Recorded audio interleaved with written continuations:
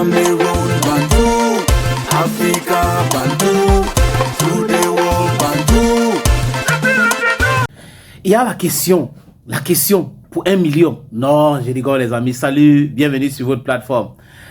C'est Bantou Media Sport Group.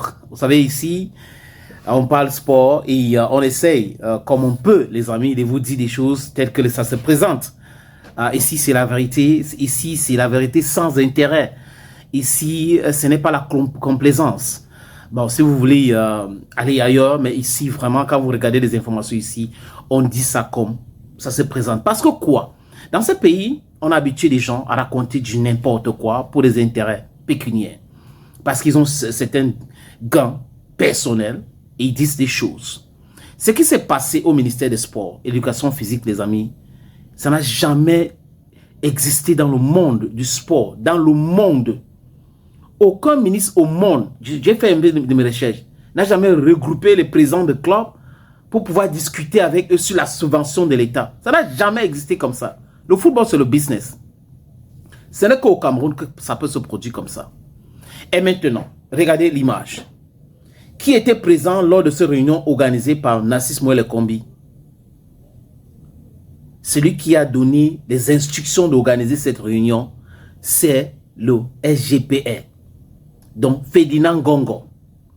C'est sur quel cadre juridique que le ministre va recevoir les présidents des clubs pour parler de la subvention de l'État? Sur quel cadre juridique? Sur quelle base juridique? Parce qu'il faut un cadre juridique et base juridique, je pense que c'est la même chose. Bon, avec anglophone, en nos mains. Ça n'existe pas. Jusqu'à ce que les présidents de club s'élèvent pour dire l'agent de ceci, on préfère que vous nous donnez notre argent directement. Notre argent directement. L'argent là n'appartient pas au président de club.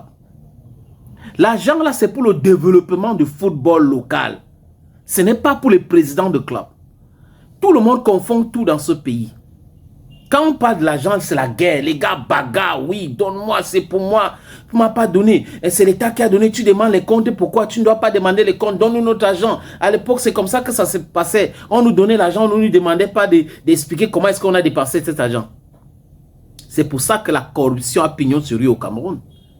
Et à chaque fois que le contrôle supérieur de l'État fait des enquêtes dans un ministère ou dans une association qui reçoit de l'argent venant de l'État, c'est la prison assurée pour les gestionnaires.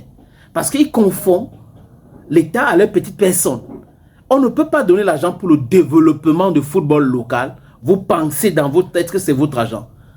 On verse ça dans les comptes de la FECAFO. La FECAFO vous dit, ok, voilà la première partie, deuxième partie. Mais vous devrez nous montrer les documents qui attestent que vous faites ceci, vous faites cela. Et vous commencez à crier au scandale. C'est la guerre. Vous cherchez les palabres partout. Oh, on ne nous demandait pas hier et autres. Jusqu'à écrire à la présidence de la République. Et le secrétaire général de la présidence de la République demande au ministre d'organiser une concertation avec vous. Mais il a raison quand il dit que M. Moelle Kombi crée du désordre partout. Ministère de la Culture et des Arts et au ministère des Sports, c'est encore grave. Vous pouvez me citer une fédération qui fonctionne normalement au Cameroun sans les palabres. Et vous avez un ministre qui ne respecte pas les décisions de la justice camerounaise. La justice camerounaise a donné raison pour le cas de Fekavole, à Serge Abouam. Mais le ministre ne veut pas qu'on respecte cela. Et ce sont des agrégés en droit. En droit, les amis. C'est un scandale, non? Vous avez des diplômes de droit. Vous êtes les éminences grises de droit. Mais vous refusez de respecter une décision de la justice dans votre pays. Et vous allez demander aux gens de respecter les autorités. Respectez, moi je suis une autorité, il faut me respecter. Non, non, non, non. Les gens ne peuvent pas vous respecter. Si vous ne vous respectez pas vous-même. Si ce n'est pas l'affaire Marc Brice, la nomination de staff technique à la place de la fédération, qui a échoué lamentablement, c'est cette espèce de discussion avec les présidents des clubs qui ne va jamais aboutir, les amis. Si ça aboutit, il faut changer les lois. Donc il faut passer par l'Assemblée nationale qui a voté la loi des finances avec la subvention à l'intérieur. Les gens pensent que c'est juste un agent où le secrétaire général peut signer, le premier ministre. Non, le premier ministre est légaliste. Le premier ministre a demandé le décaissement d'un montant. Mais les autres sont en train de jouer chat et la souris. On n'aime pas et tout, on doit tout faire pour le perturber.